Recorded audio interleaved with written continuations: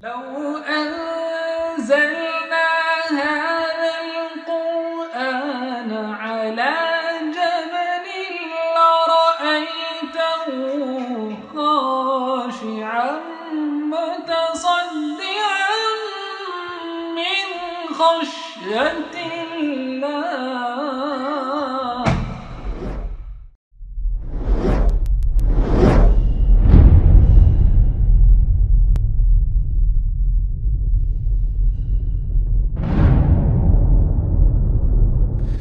الحمدللہ وحدہ والصلاة والسلام علی من لا نبی بعد. واعوذ باللہ من الشیطان الرجیم. بسم اللہ الرحمن الرحیم. شہر رمضان الذی انزل فیہ القرآن ھدی للناس وبینات من الھدی والفرقان. بسم اللہ الرحمن الرحیم. رب اشرح لی صدری ویسر لی امری واحلل عقدۃ من لسانی یفقہوا قولی. میرے عزیز بہنوں، آپ سبھی کا درس قرآن مجید میں تہہ دل سے خیر مقدم ہے. السلام علیکم ورحمۃ اللہ وبرکاتہ. اللہ رب العالمین کی ذات بابرکات سے امید ہے کہ آپ سب بخیر و عافیت ہوں گے. الحمدللہ. اللہ تعالیٰ آپ کو اچھا رکھے، ہدایت اور صراط مستقیم پر رکھے اور دنیا اور آخرت دونوں میں بلندی اور کامیابی عطا کرے. آمین. تو میرے ساتھ کون سی سورہ چل رہی تھی درس قرآن میں؟ سورہ الزمر. اور لاسٹ ٹائم تک ہم لوگوں نے کہاں تک تفصیل سے جانا تھا؟ جی بالکل، آیت نمبر 53 تک ہم لوگ تفصیل سے ڈسکس کر چکے تھے، اور آج آیت نمبر 54 آنورڈز ہم لوگ ڈیٹیل میں جانیں گے انشاءاللہ. سو آیت نمبر 53 بہت امپورٹنٹ آیت ہے، اور اس میں ایک بہت بڑی ہوپ دی گئی ہے کہ چاہے جتنا بھی گناہ کیا ہو لیکن اللہ کی رحمت سے مایوس نہیں ہونا ہے، اور اللہ تعالیٰ سب کے سب گناہ بخش دیتا ہے. تو ہم نے کچھ احادیث وغیرہ کے حوالے سے بھی آپ کو بتایا تھا کہ اللہ تعالیٰ توبہ اور استغفار کو کتنا پسند کرتے ہیں. سو لیٹس بگن ود آیت نمبر 54. اعوذ باللہ من الشیطان الرجیم. بسم اللہ الرحمن الرحیم. وَأَنِیبُوا إِلَىٰ رَبِّکُمْ وَأَسْلِمُوا لَهُ. پلٹ آؤ اپنے رب کی طرف، مطیع فرما بردار بن جاؤ اس کے. من قبل ان یأتیکم العذاب ثم لا تنصرون. اس کے پہلے کہ تم پر کوئی عذاب آ جائے اور پھر کہیں سے تمہیں مدد نہ مل سکے. دیکھیے، چونکہ پچھلی آیت میں ایک ہوپ دی گئی ہے کہ اللہ کی رحمت سے مایوس نہیں ہونا ہے، اللہ تعالیٰ کل کے کل گناہ بخش دیتا ہے. لیکن سچی توبہ تو یہی ہوتی ہے نا جس میں اپنے اعمال کی بھی اصلاح کر لی جائے. سچی توبہ کے بہت ساری شرائط ہیں، اس میں سے یہ بھی ضروری ہے نا کہ انسان اپنے اعمال کی اصلاح کر لے. تو جو یہاں پہ کہا جا رہا ہے وَأَنِیبُوا إِلَىٰ رَبِّکُمْ وَأَسْلِمُوا لَهُ، تو اس کا مطلب یہ ہوا کہ پلٹنا ہے اپنے رب کی طرف اور فرما بردار ہو جانا ہے اس کا. کہنے کا مطلب اپنے اعمال سنوار لینا ہے. دیکھیے، گناہ کرنا اتنا بڑا میٹر نہیں ہے، لیکن گناہ کر کے توبہ استغفار نہ کرنا یہ بڑا میٹر ہے. اور توبہ استغفار ہو اور سچا نہ ہو اور اپنے اعمال کی اصلاح نہ کی جائے، یہ توبہ کی جھوٹی تسلی ہو گئی کہ ہم نے توبہ کر لیا. سچی توبہ اور استغفار یہ ہوتا ہے کہ انسان اپنے اعمال کو سنوار لیتا ہے. اور یہ الگ بات ہے کہ پھر سے کوتاہی ہو جائے گی، پھر سے بشری کمزوری غالب آ جائے گی، پھر سے غلطی ہوگی، پھر سے توبہ کرنا ہے. لیکن جس وقت توبہ کرنا ہے اس وقت یہ طے کرنا ہے کہ اب آئندہ اس کو ریپیٹ نہیں کریں گے.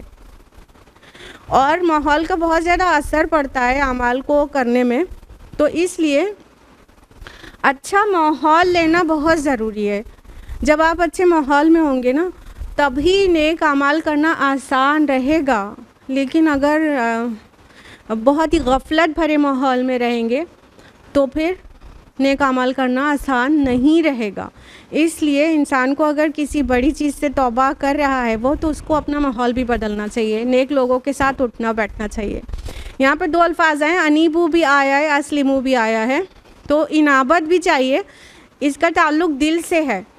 آپ کو اس سورہ میں اس سے پہلے بھی کئی بار ایکسپلین کیا جا چکا ہے، انابت بھی پلٹنے کو کہتے ہیں. تو دل سے پلٹنے کو انابت یہاں پہ سمجھ لیجئے کہ اپنے رب کی طرف دل سے پلٹو. اور اسلموا لہ جو کہا گیا تو مطلب اس کے آگے سرنڈر ہو جاؤ عمل سے، مطیع فرما بردار ہو جاؤ عمل سے. تو دل سے بھی پلٹنا ہے اللہ کی طرف توبہ کرنے کے بعد، اور عمل سے بھی پلٹنا ہے. بغیر عمل کو صحیح کرے توبہ سچی کہاں ہوئی؟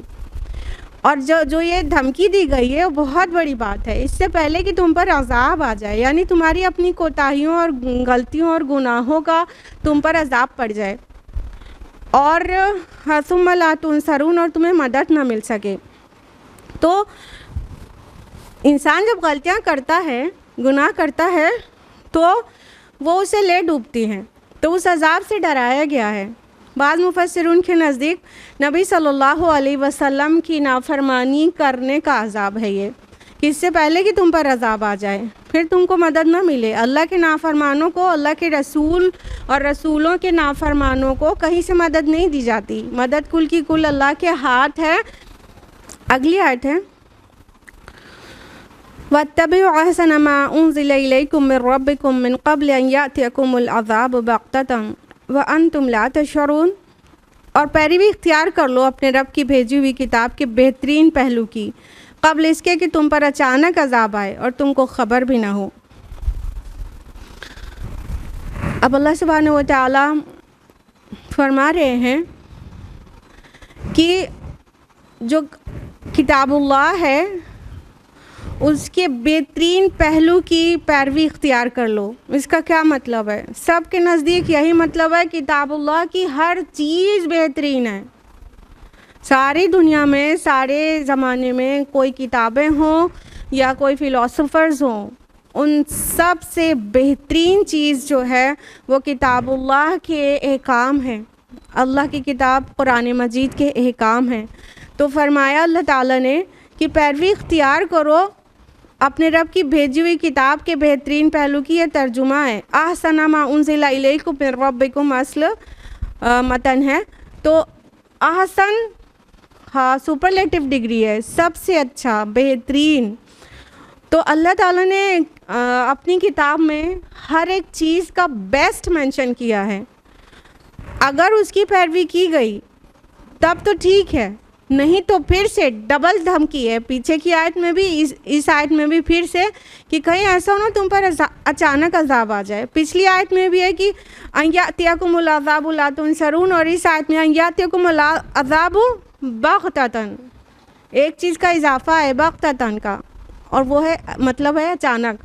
تو اچانک تم پر عذاب آ جائے اور تم کو خبر بھی نہ ہو. یوزولی کیا ہوتا ہے کہ انسان اپنی غلط روی میں رہتا ہے اور بہت لمبا چلتا رہتا ہے وہ غلط کار اس کے کام، تو اسے احساس نہیں رہتا، اور اللہ کی کتاب سے دور ہے، اس کے مطابق زندگی ڈھلی ہوئی نہیں ہے، اسے احساس نہیں ہے. تو اگر احساس نہیں ہے تو پھر جو بھی عذاب آئے گا موت ہی عذاب بن کر آ جائے گی. تو موت آ جائے گی تو پھر اچانک ہو جائے گا نا. اور اچانک والی چیز کیوں بری ہوتی ہے؟ کیونکہ اس میں کوئی مینٹل پریپریشن نہیں ہوتی، کسی اور قسم کی تیاری نہیں ہو سکتی. تو وہ اچانک والی چیز اس لیے بری ہوتی ہے. تو یہ اچانک عذاب، غفلت میں اگر رہے گا انسان تو پھر اچانک جو عذاب آئے گا وہ اچانک ہی والا ہوگا نا. تو پھر اللہ تعالیٰ کہہ رہے ہیں کہ وَأَنْتُمْ لَا تَشْعُرُونَ، اور تمہیں خبر بھی نہ ہو کہ کب اچانک سے عذاب آ گیا. یعنی انسان کی موت ہی سر پہ آ جائے گی تو اس کی آنکھ کھلے گی کہاں پر؟ جو یوم آخرت ہے وہاں پر. تب اس کے پاس کرنے کے لیے کچھ بھی نہیں ہوگا. اس لیے انسان کو چاہیے کہ اپنی زندگی کتاب اللہ کے مطابق ڈھال لے. اس کی ہر چیز بیسٹ ہے، کوئی بھی چیز، اس کی نصیحت بیسٹ ہے، اس کے احکام بیسٹ ہے، اس کے نواہی بیسٹ ہیں. اس سے بہتر کا ممکن ہی نہیں ہے. وہ اللہ کی کتاب ہے. اس لیے قرآن مجید کے ساتھ جڑے رہنا اور اس کے تمام احکام کو مان لینا، تمام نواہی سے اپنے کو بچائے رکھنا، یہی عقل مندی ہے. نہیں تو اگر کتاب اللہ سے غفلت میں رہے تو جو موت ہے، یا تو موت یا تو کوئی اور عذاب کب آ کے گھیر لے گا، انسان کو ہوش ہی نہیں رہے گا اور پھر بہت دیر ہو چکی رہے گی. ان تقول نفس یا حسرتا علی ما فرطت فی جنب اللہ، کہیں ایسا نہ ہو کہ بعد میں کوئی شخص کہے ہائے افسوس میری اس تقصیر پر جو میں نے اللہ کی جناب میں کی، وَإِن كُنتُ لَمِنَ السَّاخِرِينَ، بلکہ میں تو الٹا مذاق اڑانے والوں میں شامل رہا۔ اب یہ جو حسرت کا ٹائم ہے اس کو آنے سے پہلے ساری باتیں کہی گئی ہیں، اور یہ بھی یاد دلا دیا گیا کہ کہیں ایسا نہ ہو کہ تمہارے زندگی میں حسرت کا وقت آ جائے۔ حسرت کسے کہتے ہیں؟ کوئی ایسا ریگریٹ جس کے بعد کمپنسیشن پاسبل نہ ہو، تو اس انسان اتنا ملال کرے کہ کاش ایسا کر لیا ہوتا، کاش ویسا کر لیا ہوتا۔ تو اللہ تعالیٰ کہہ رہے ہیں اس سے پہلے کر لو، کہیں ایسا نہ ہو کہ بعد میں کوئی یہ کہے ہائے افسوس میری اس کمی پر جو میں اللہ کے حضور کرتی رہی، کہ میں سیریس ہوئی ہی نہیں، میں نے ابھی سوچا تبھی کر لوں گی، مطلب دنیا کے لہو لعاب میں کھوئے رہے اور رنگینیوں میں کھوئے رہے، اور پھر اچانک آخرت میں آنکھ کھل رہی ہے تو انسان کہہ رہا ہے کہ ہائے افسوس یا حسرتا۔ اصل میں یہ یا حسرتی ہے جو کہ کلام کی خوبصورتی کے لیے یا حسرتا کر دیا گیا ہے، ایسا عربی زبان میں بالکل ہوتا ہے۔ تو اس سے دیکھیے ساؤنڈ بھی کتنا ریلیونٹ آ رہا ہے، یا حسرتا، کہ ہائے میری حسرت، ہائے میرا افسوس کہ میں اللہ کی جناب میں یہ کیا کرتی رہی۔ ایسے انسان سوچے گا نا تو یہ دیر ہونے سے پہلے ذرا آپ اپنے آپ کو چیک کریں، سانسیں چل رہی ہیں اور ابھی زندہ ہیں، اور ابھی اپنے آپ کو سنوار لیں تو بہت بہت سیوٹیبل ٹائم ہے۔ پھر جب دیر ہو جائے گی تو انسان کہے گا کہ یہ ہم کیا کرتے رہے، ہائے افسوس، ہائے حسرت، اگر ہم ایسے نہ کرتے تو کتنا اچھا ہوتا۔ بلکہ انسان کہے گا میں تو مذاق اڑانے والوں میں ہی شامل تھا، یعنی کہ کچھ ایک لوگ ہوتے ہیں ان کو اور کوئی ٹاپک ہی نہیں ملتا مذاق بنانے کا، دین کا بھی مذاق اڑا ڈالتے ہیں، اور ساتھ میں بیٹھ کے ان کے ساتھ مذاق اڑانے والوں میں ہونا، ان کے ساتھ اٹھنا بیٹھنا، یہ بھی اتنا ہی بڑا جرم ہے۔ دین کا، اللہ کے شاعر کا، کتاب اللہ کا، نبیوں کا، رسولوں کا، اللہ کی باتوں کا، اللہ کی آیات کا مذاق اڑانا کفر ہے، اور جو اس میں بیٹھے گا ایسے لوگوں کے ساتھ اٹھنا بیٹھنا کرے گا وہ بھی انہی میں سے ہے۔ تو انسان سم ٹائمز جو ہے ہنسانے کے لیے دین کی باتوں میں بھی مذاق بنا دیتا ہے، یا تو کوئی نیک دیندار لوگوں کا بیٹھ کے مذاق اڑاتا ہے کہ ارے تو فینیٹک ہو گئے ہیں، ان کا دماغ خراب ہو گیا ہے، ارے یہی ہیں کیا ایک دین کو سمجھنے والے، اور یہ ایسے کر رہی ہیں وغیرہ وغیرہ۔ تو دین اور دینداروں کا مذاق اڑانا، پھر انسان حسرت کرے گا کہ ہاں یہ میں نے کیا کیا، میں تو مذاق اڑانے والوں میں شامل رہی یا رہا۔ او تقولا، یا یہ کہے لو ان اللہ ہدانی لکنت من المتقین، کاش اللہ نے مجھے ہدایت دی ہوتی تو میں بھی متقیوں میں سے ہوتا۔ اب انسان وہاں حسرت کرے گا کہ اگر اللہ نے مجھے ہدایت دی ہوتی، کاش کہ مجھے اللہ نے ہدایت دی ہوتی تو میں بھی متقیوں میں سے ہو جاتا یا ہو جاتی۔ مطلب انسان ایک ٹائم آئے گا کہ پہلے تو متقیوں کا مذاق اڑا رہا تھا، متقی لوگوں کو کتنا مذاق بنایا جاتا ہے، اور عقل مند لوگ اور انورٹڈ کاما روشن خیال لوگ متقیوں کا کتنا مذاق بناتے ہیں، اور بعد میں انہی میں سے ہونے کی حسرت کریں گے کہ کاش میں بھی متقیوں میں سے ہوتا۔ اور دنیا میں انسان جب یہ کہتا ہے کہ جب اللہ ہمیں ہدایت دے گا تو ہم بھی ہدایت پا جائیں گے، تو ان لوگ کچھ بھی عقل مندی کی بات نہیں کرتے ہیں۔ اللہ تعالیٰ صرف انہیں ہدایت دیتا ہے جو ہدایت پانا چاہتے ہیں، اللہ تعالیٰ انہیں تقوی نصیب کرتا ہے جو تقوی پہ چلنا چاہتے ہیں۔ لیکن دنیا میں یہ کہنا کہ ہمیں اللہ متقی بنا دے گا تو بن جائیں گے، خالی کہنے سے کچھ نہیں ہوتا۔ انسان کے اندر سے خواہش ہونی چاہیے اور اس کے متعلق کوشش ہونی چاہیے جیسی کوشش درکار ہے، تب انسان کو ہدایت ملے گی اور تقوی نصیب ہوگا۔ اللہ کے رسول کی تقوی کے اوپر کئی دعائیں ہیں۔ کیا ہمیں کبھی توفیق ہوئی کہ ہم اللہ سے تقوی مانگیں کہ اللہ پاک میرا دلوں کو تقوی نصیب کر؟ نہیں مانگتے۔ تو اس طرح سے نہ ہدایت ملتی ہے نہ تقوی ملتا ہے۔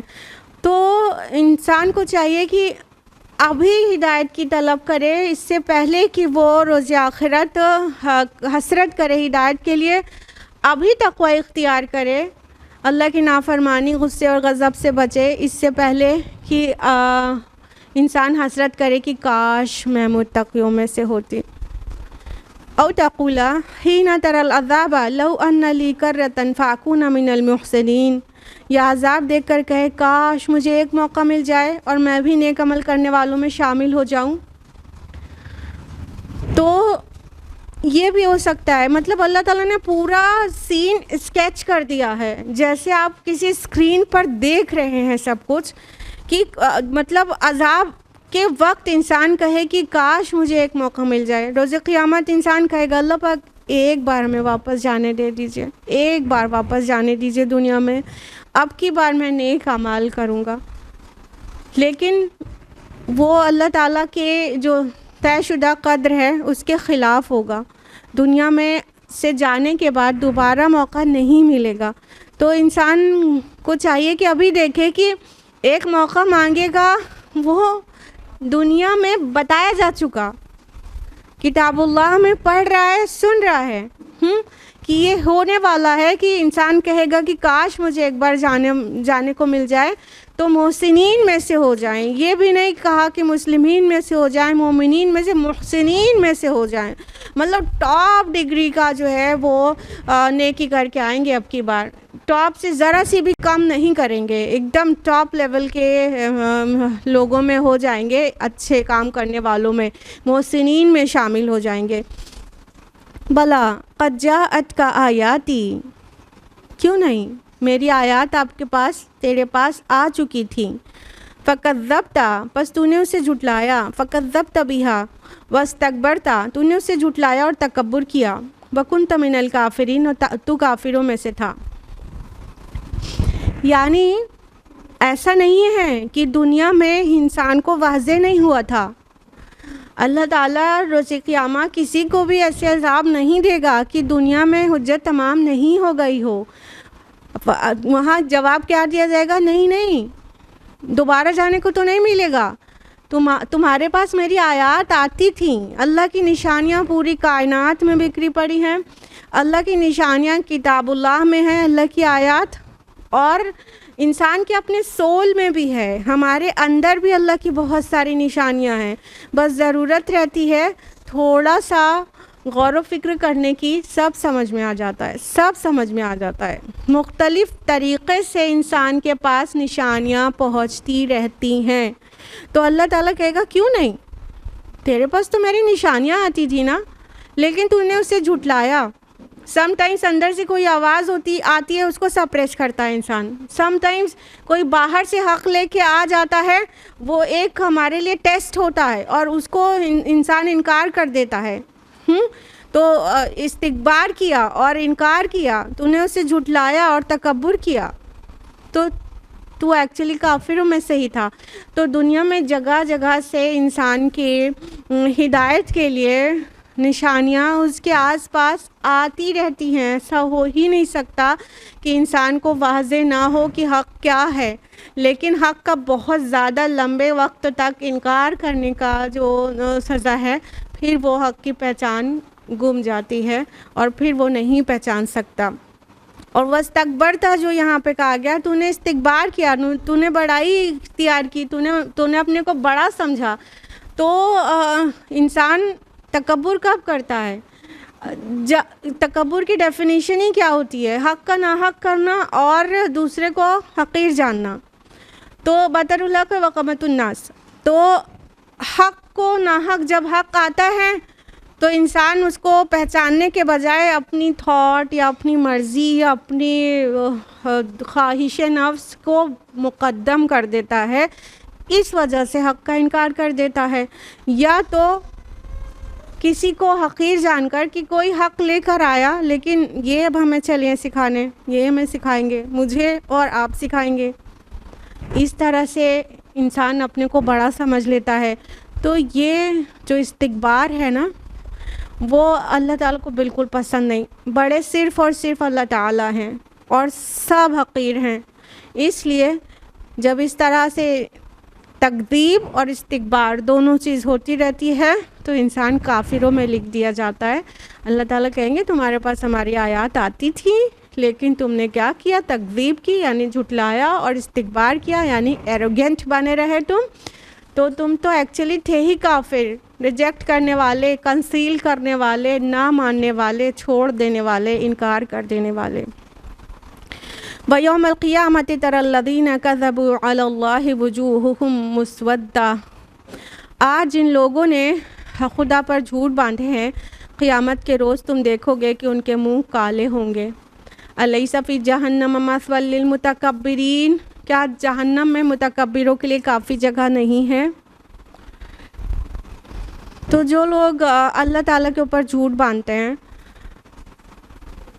ان لوگوں کو چہروں سے پہچان لیا جائے گا، وہ بلیک ہو رہے ہوں گے. بہت طرح سے انسان اللہ تعالیٰ پر جھوٹ باندھتا ہے.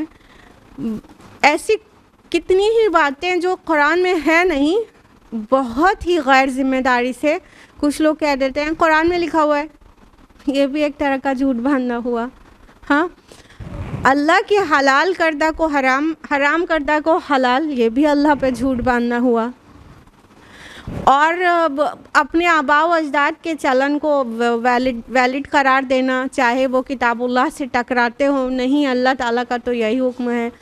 تو یہ اللہ پہ جھوٹ باندھنا مختلف طریقے سے، اور بالخصوص شرک کرنا اللہ پہ سب سے بڑا جھوٹ باندھنا ہے کہ اللہ تعالیٰ نے پارٹنرز رکھے ہیں. تو بہت طرح سے انسان اللہ تعالیٰ پر جھوٹ باندھتا ہے. تو جو بھی انسان ایسا کرے گا قیامت کے دن بالکل بلیک ہو کر آئے گا، اس کا اپیئرنس بتائے گا کہ وہ کتنا بڑا مجرم ہے. اور ایسوں کے لیے کہا گیا کہ کیا متکبروں کے لیے جہنم میں کافی جگہ نہیں ہے؟ یہ کویشچن مارک ہے، لیکن ظاہر بات ہے، جواب واضح ہے کہ بالکل ایسے لوگوں کی جگہ جہنم ہی ہونا چاہیے، اور بہت کافی جگہ ہے اور سوٹیبل جگہ ہے. اللہم لا تجعلنا منہم، اللہم لا تجعلنا من المتکبرین، آمین. وَيُنَجِّي اللَّهُ الَّذِينَ اتَّقَوْا بِمَفَازَتِهِمْ لَا يَمَسُّهُمُ السُّوءُ وَلَا هُمْ يَحْزَنُونَ. اس کے برعکس جن لوگوں نے یہاں تقوی اختیار کیا ہے ان کے اسباب کامیابی کی وجہ سے اللہ ان کو نجات دے گا، اور نہ ہی ان کو کوئی تکلیف پہنچے گی اور نہ ہی وہ غمگین ہوں گے. اب ظاہر ہے سائملٹینیس کنٹراسٹ کہ کچھ لوگ تو بہت ہی متقی ہوتے ہیں اور زندگی گزارتے ہیں اللہ تعالیٰ کے بتائے طریقے پر، اللہ کی کتاب کے اکارڈنگ ان کے جو جینے کا طریقہ ہوتا ہے وہ ہوتا ہے، اور وہ تقوی اختیار کرتے ہیں. تقوی کا معنی ٹائم ٹو ٹائم آپ کو بتایا جاتا رہا ہوگا. آئی ہوپ کہ سب کو پتہ ہے کہ زندگی اس طریقے پر گزارنا کہ کوئی ہمیں دیکھ رہا ہے، اللہ تعالیٰ دیکھ رہے ہیں، اور وہ ناراض نہ ہو جائیں. اللہ کی ناراضگی سے بچ کر زندگی گزارنا بہت ہی احتیاط کے ساتھ، یہ تقوی کہلاتا ہے. تو فرمایا کہ جن لوگوں نے تقوی اختیار کیا ہے تو ان کو اللہ تعالیٰ کامیاب کریں گے نا، ان کو نجات دیں گے نا، ان کو آخرت میں فلاح ملے گی. اور فرمایا کہ ان کو کسی طرح کا غم اور رنج نہ پہنچے گا، کوئی تکلیف بھی انہیں نہیں پہنچے گی، کوئی برائی انہیں نہیں پہنچے گی، اور نہ ہی وہ غمگین ہوں گے. یہ بلیک جو فیس والے لوگ ہوں گے وہ ظاہر ہے کہ اس قدر غمگین ہوں گے. پیچھے حسرت کی ایک پورا اسکیچ کھینچ دیا گیا اور بتا دیا گیا کہ کس طرح مطلب یا حسرتا کہیں گے کہ آئے میری حسرت، ہاں کاش میں نے ایسا نہ کیا ہوتا، کاش ویسا نہ کیا ہوتا. تو وہ غم میں ایک دم چور ہوں گے، ان کے چہرے کالے ہوں گے. دوسری طرف جنہوں نے تقوی اختیار کیا وہ کسی بھی غم سے، حزن سے اور کسی تکلیف سے بالکل پاک ہوں گے اور بہت ہی سکون میں ہوں گے وہاں پر. یہاں پر گناہ کرنے والے بظاہر لگتا ہے کہ بہت عیش سے ہیں، حالانکہ اندر دل کے ان کے تب بھی سکون نہیں رہتا، وہ الگ بات ہے، لیکن بہت عیش سے زندگی گزارتے ہیں نا. تو اب عیش کی زندگی صرف متقین کو ملے گی آخرت میں. اللہ خالق کل شیء وہو علی کل شیء وکیل. اللہ ہر چیز کا خالق ہے اور وہی ہر چیز پر نگہبان ہے.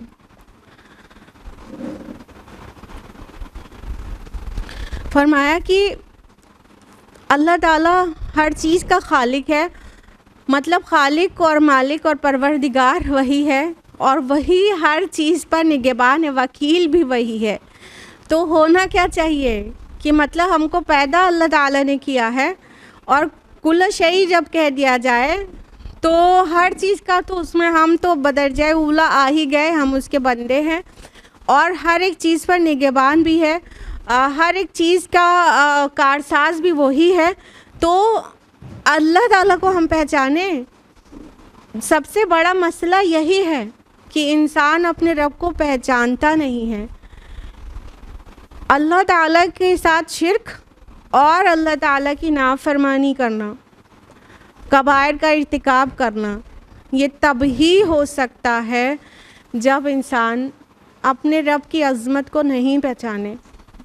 جو اپنے رب کی عظمت کو پہچانتا ہے وہ چاہے جتنا قابل ہو جائے، اور نہ جانے کتنی لائبریریز اس نے چارٹ رکھی ہوں، اور چاہے جتنا انٹلیکچوئل ہو جائے، چاہے جتنا بڑا سائنٹسٹ ہو جائے، یا کوئی بہت بڑا فلاسفر ہو جائے، بہت تھاٹ فل پرسن ہو جائے، اگر اپنے رب کو نہیں پہچانتا تو وہ جاہل ہے.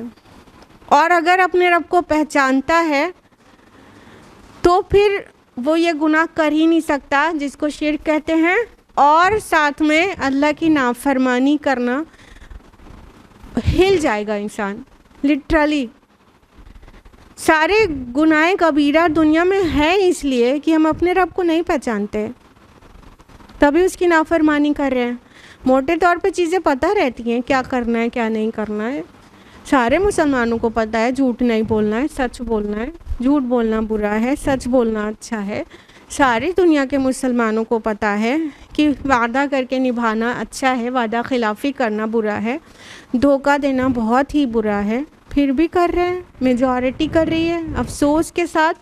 کیوں کر رہے ہیں؟ کیونکہ ان کو یاد ہی نہیں ہے کہ اللہ تعالیٰ انہیں دیکھ رہے ہیں، اور وہ پکڑ کے لیے بہت کافی ہیں. فوری پکڑ نہیں ہو رہی ہے تو اس کا یہ مطلب ہرگز نہیں کہ اللہ ہم سے عاجز ہیں معاذ اللہ، بلکہ اس کا مطلب یہ ہے کہ اللہ تعالیٰ چھوٹ دے رہے ہیں، اور جب پکڑ لیں گے نا تو کوئی بچانے والا اور کوئی مدد کرنے والا نہیں ہوگا.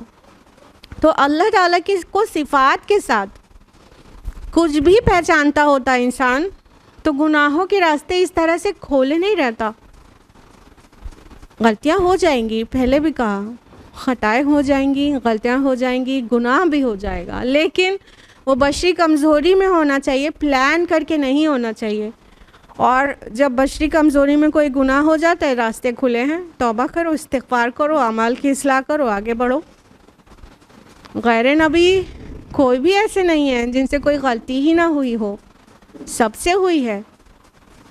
اور اللہ تعالیٰ کی یہ رحمت اور نعمت دیکھیے کہ اگر کوئی گناہ کرتا ہے اور اس کا احساس کر کے توبہ کرتا ہے تو اللہ تعالیٰ پہلے سے بھی زیادہ بلندی عطا کر دیتے ہیں، اس کو پہلے سے بھی ہائر پوزیشن پہ پہنچا دیتے ہیں. تو اللہ کے نظر میں وہ بندے بھی اچھے ہیں جو خطا کار ہیں، لیکن کیا ہے، خیر الخطائین توابون. گناہ کرنے والے وہ اچھے ہیں جو توبہ کر لیتے ہیں. تو گناہ کرنے والے بھی اچھے ہیں لیکن وہ توبہ کرتے ہوں. تو جب توبہ کرتے ہیں تو اللہ تعالیٰ کو پسند آتا ہے. آدم علیہ السلام سے غلطی ہوئی، انہوں نے معافی مانگی، اللہ تعالیٰ نے انہیں معاف بھی کیا اور نبی بھی بنا دیا، اور بلندی دے دی. جب بھی کوئی غلطی کرتا ہے اور سچا پلٹتا ہے، سچا پلٹتا ہے، انابت اختیار کرتا ہے، تو اللہ کو اور زیادہ پسند آ جاتا ہے. تو انسان اپنے رب کو پہچانے تو بار بار پلٹے گا اور اسی کا فرما بردار ہو جائے گا. جب ایسا ہو جائے گا تو آسان ہوگا ان گناہوں کے راستوں کو چھوڑنا. تو اپنے رب کو پہچانے. اللہ خالق کل شیء، اللہ ہر چیز کا خالق ہے. وہو علی کل شیء وکیل، اور وہی ہر چیز کا نگہبان ہے. تو اپنے رب کو پہچانے، اپنے خالق کو پہچانے. پیدا کرنے والا وہ ہے، نگہبانی کرنے والا وہ ہے. تم کہاں پھرے جاتے ہو؟ کس کی پیروی کرتے ہو؟ کس کی بات میں آ جاتے ہو جو اللہ کی نافرمانی کر دیتے ہو؟ لَهُ مَقَالِيدُ السَّمَاوَاتِ وَالْأَرْضِ وَالَّذِينَ كَفَرُوا بِآيَاتِ اللَّهِ أُولَئِكَ هُمُ الْخَاسِرُونَ. زمین اور آسمان کے خزانوں کی کنجیاں اسی کے پاس ہیں، اور جو لوگ اللہ کی آیات سے کفر کرتے ہیں وہی گھاٹے میں رہنے والے ہیں. فرمایا کہ زمین اور آسمان کے خزانے کی کنجیاں اس کے پاس ہیں، یعنی جب کل کا کل خزانہ اللہ کے ہاتھ ہے تو ہمیں کسی اور کو پلیز کرنے کی کیا ضرورت ہے، اور کسی اور کی پرستش کرنے کا کیا تک بنتا ہے. مکی سورہ ہے تو یہ شرک کا جواب ہے کہ انسان شرک کیوں کر رہا ہے. خالق بھی اللہ، وکیل بھی اللہ، اور آسمان اور زمین کے سارے خزانوں کا مالک بھی اللہ. تو یہ کفر اور شرک کہاں سے پیدا ہو گیا؟ کیسے ریشنل ہے، کیسے لاجیکل ہے کہ انسان کو یہ شرک کرے؟ کیسے پاسبل ہے کہ انسان شرک کو جسٹیفائی کرے؟ تو اللہ تعالیٰ فرماتے ہیں جو اللہ کی آیات کے ساتھ کفر کرتے ہیں نا، تو وہی لوگ نقصان اٹھانے والوں میں ہیں.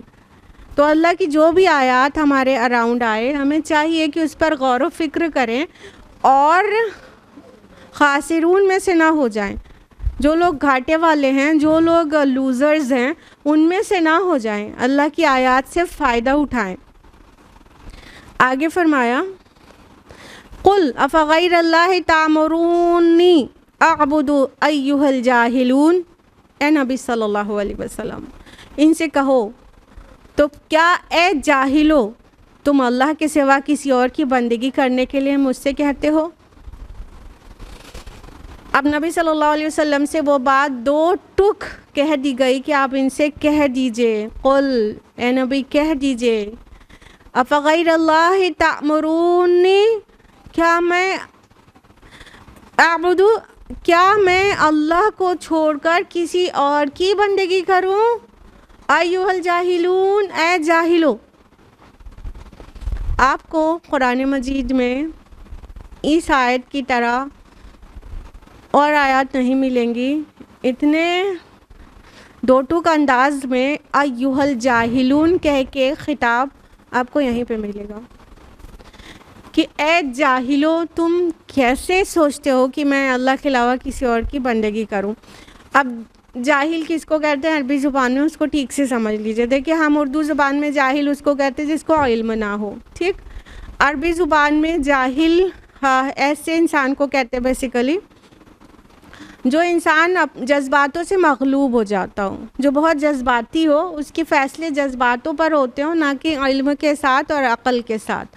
جذباتی انسان بس جذباتوں میں آ کے جو فیصلے کرتا ہو اس کو جاہل کہتے ہیں. علم کی کمی والے کو بھی جاہل کہتے ہیں اور حماقت زدہ کو بھی جاہل کہتے ہیں.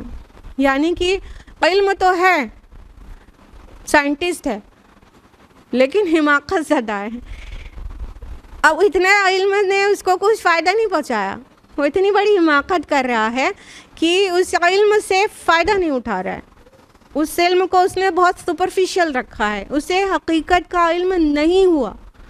اس نے خالی کتابیں پڑھی اور اس نے اپنے دل کو حاضر رکھ کر حقیقت کے علم کو کبھی نہیں ڈھونڈا. تو ایسے ہی حماقت زدہ کو بھی جاہل کہتے ہیں.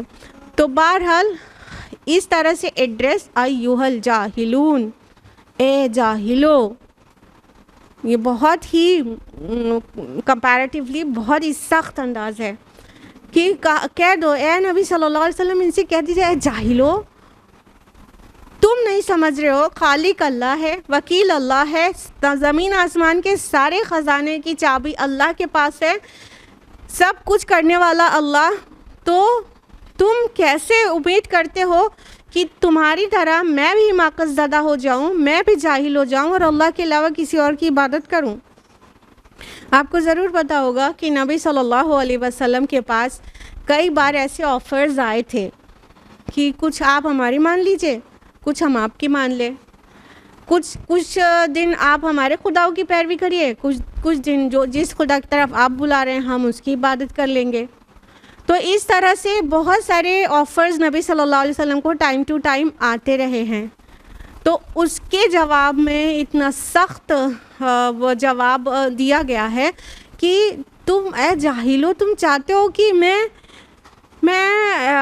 اللہ کو چھوڑ کر کسی اور کی بندگی کروں؟ جس طرح تم حماقت زدہ ہوئے ہو میں بھی ہو جاؤں؟ ایسے کیسے ہو سکتا ہے؟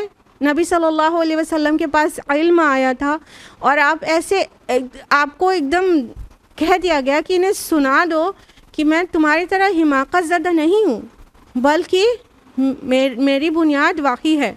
وَلَقَدْ أُوحِيَ إِلَيْكَ وَإِلَى الَّذِينَ مِن قَبْلِكَ لَئِنْ أَشْرَكْتَ لَيَحْبَطَنَّ عَمَلُكَ وَلَا تَكُونَنَّ مِنَ الْخَاسِرِينَ۔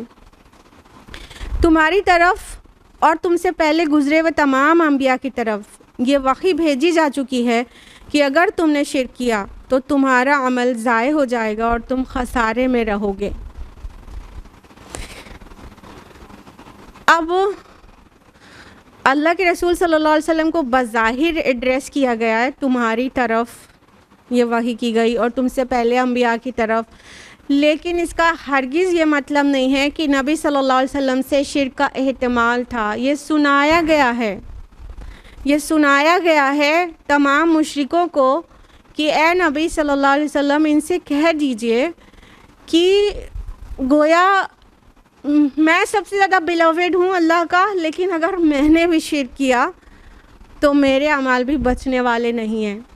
مطلب اس بات کی وضاحت میں یہ بات کہی گئی ہے، مطلب جسٹ ازمپشن ہے، ایسا ہرگز نہیں ہو سکتا تھا کہ نبی صلی اللہ علیہ وسلم سے شرک ہو جاتا یا ہوا اس وجہ سے یہ بات کہی گئی ہو، ایسا بالکل نہیں ہے۔ یہ شرک کی سنگینی کا بیان ہے اور اللہ کی جو سنت ہے مشرکین کے متعلق اس کی سیریسنس کا بیان ہے کہ اے نبی آپ کی طرف وحی کی گئی ہے اور تمام انبیاء کی طرف بھی وحی بھیجی جا چکی ہے۔ اگر ان میں سے کوئی نبی اور نبی صلی اللہ علیہ وسلم سے بھی شرک ہو جاتا، یعنی کہ سب سے بیلوڈ پیپل اللہ سبحانہ و تعالیٰ کے انبیاء ہیں اور یہاں پر رسول اللہ صلی اللہ علیہ وسلم کو خطاب ہے، تو مطلب یہ کہ نبی صلی اللہ علیہ وسلم تو سید المرسلین ہیں، تو تمام نبیوں کے سردار سے بھی اگر شرک ہو جائے تو بھی ان کے اعمال غارت ہو سکتے ہیں۔ یہ شرک کی سنگینی کا بیان ہے۔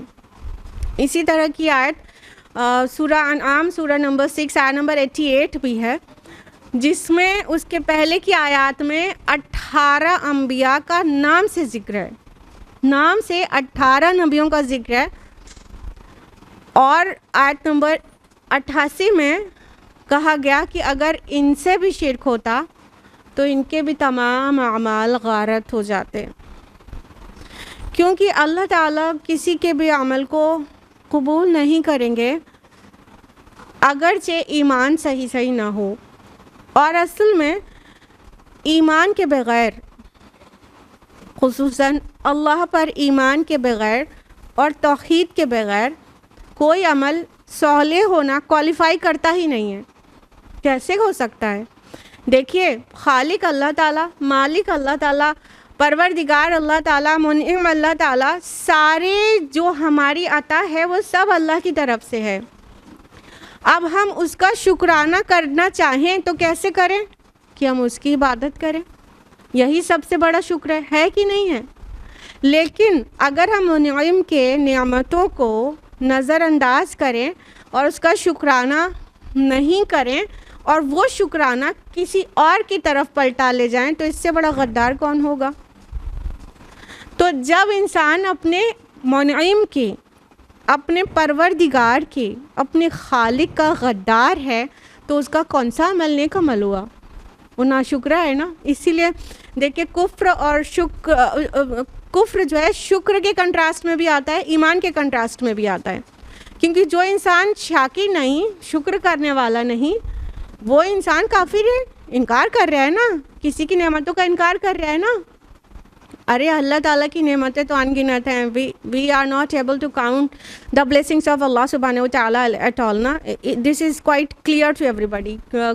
قرآن مجید میں دو جگہ پر کہا گیا، سورہ ابراہیم میں بھی اور سورہ نحل میں بھی، کہ وَإِن تَعُدُّوا نِعْمَةَ اللَّهِ لَا تُحْصُوهَا.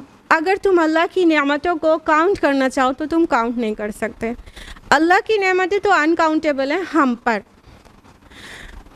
ہم کسی کے اوپر کوئی احسان کر دیتے ہیں دنیا میں، چھوٹا موٹا سا بھی احسان، اور وہ احسان ناشناسی کرے اور اس کے خلاف کوئی حرکت کر دے آپ کے خلاف یا ہمارے خلاف، تو کتنا برا لگتا ہے، کتنا برا لگتا ہے. دیکھو ان کے ایسے وقت پہ ہم کام آئے تھے، اتنا ہم نے ان کو مطلب کیا، اور آج انہوں نے ایسا کیا ہمارے خلاف، کتنا برا لگتا ہے.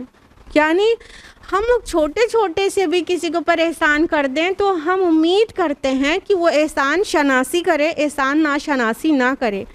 یعنی وہ ایکنالج کرے، وہ پہچانے کہ ہاں احسان کیا گیا ہے، اور وہ ہمارے ساتھ اپنا بیہیویئر اچھا ہی رکھے کیونکہ ہم نے فلاں وقت اس کے اوپر احسان کیا تھا.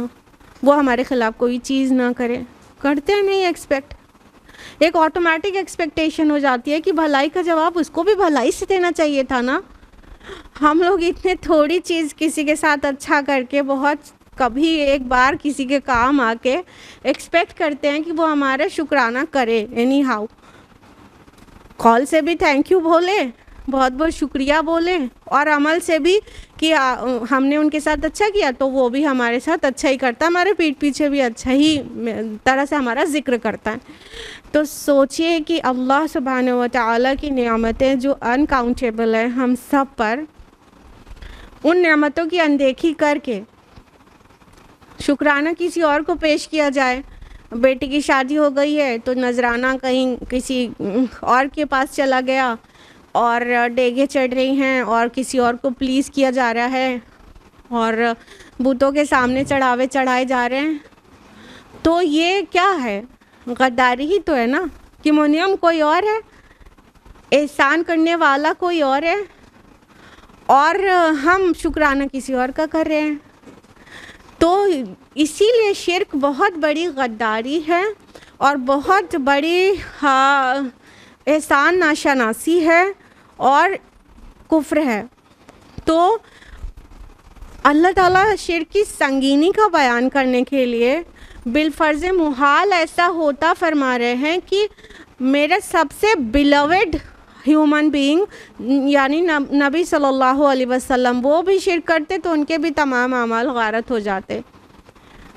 تو اس سے سنایا گیا ہے کہ کان کھول کر سن لو، تو جو بھی لوگ شرک کر رہے ہیں ان کے سارے اعمال غارت ہو جائیں گے، اور ہمیشہ مطلب وہ خسارہ اٹھانے والے ہی رہیں گے.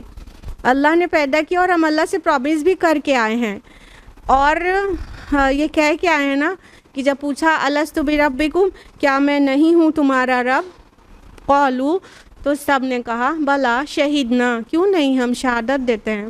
سورہ اعراف سورہ نمبر 7 آیت نمبر 172. تو ہم یہ اللہ تعالیٰ کے ہاں یہ شہادت دے کے عالم ارواح میں آئے ہیں.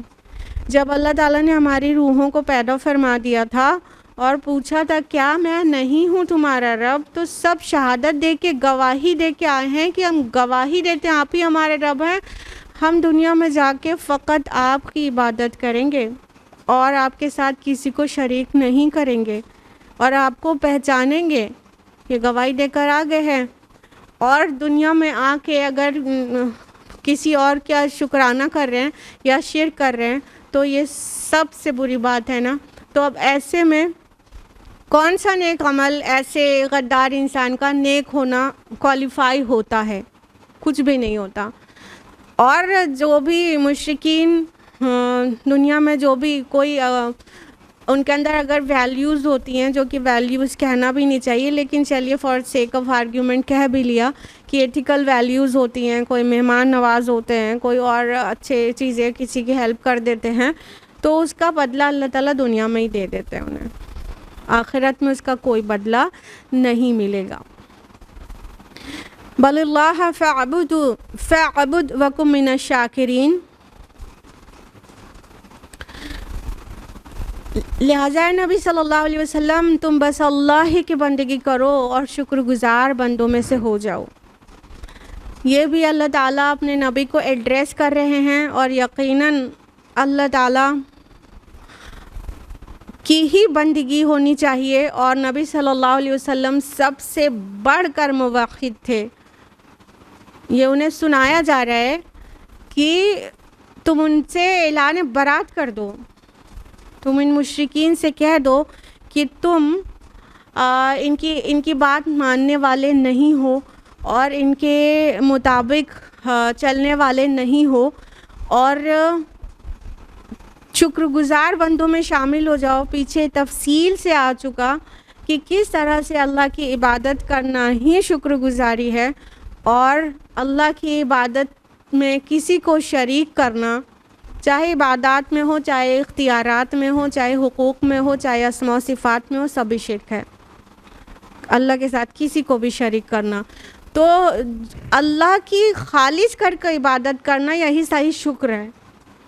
ابھی ہم نے آپ کو تفصیل سے بتایا کہ کس طرح یہ غداری ہے کہ اللہ کے ساتھ کسی اور کی عبادت کی جائے، تو اسی طرح یہ وفاداری ہے کہ اسی کی عبادت کی جائے جو منعم ہے، اس کی نعمتوں کو پہچانے انسان اور عبادت خالص اس کی کرے. اب دیکھیے فعبد جو کہا گیا، پس تم عبادت کرو، تو عبد کا کیا مطلب ہوتا ہے؟ غلام. عبادت کا کیا مطلب ہوتا ہے؟ مکمل فرمانبرداری محبت کے ساتھ. مارے باندھے کی اطاعت کو عبادت نہیں کہتے، مکمل فرمانبرداری بہت ہی محبت کے ساتھ، اور ہر وہ چیز کرنا جو اللہ کو پسند ہے، یہ عبادت کہلاتی ہے.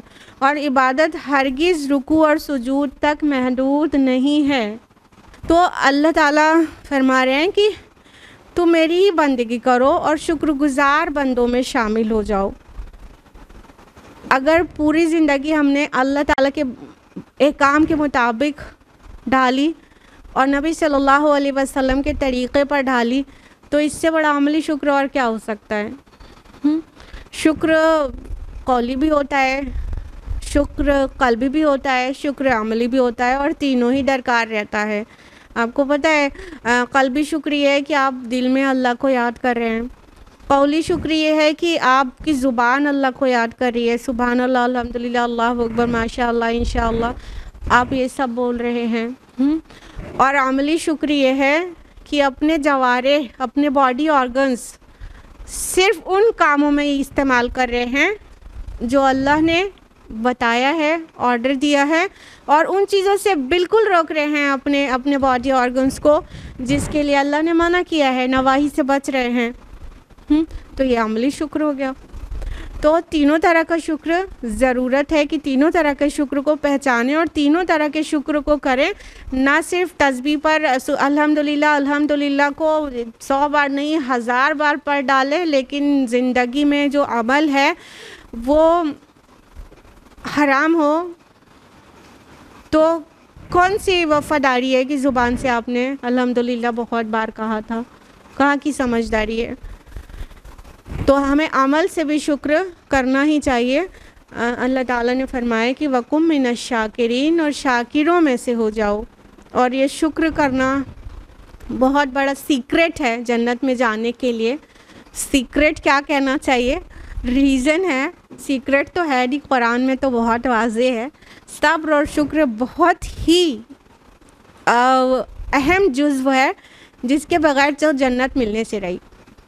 صبر اور شکر دو چیز بہت اچھی طرح سے رہے گا تو اس کی پھر صابر اور شاکر کی جگہ کچھ اور نہیں، جنت ہے انشاءاللہ. اللہم ربنا اجعلنا من الشاکرین، آمین یا رب العالمین. آج کے لیے اتنا ہی. سبحانک اللہم و بحمدک، نشہد ان لا الہ الا انت، نستغفرک و نتوب الیک. السلام علیکم ورحمۃ اللہ وبرکاتہ.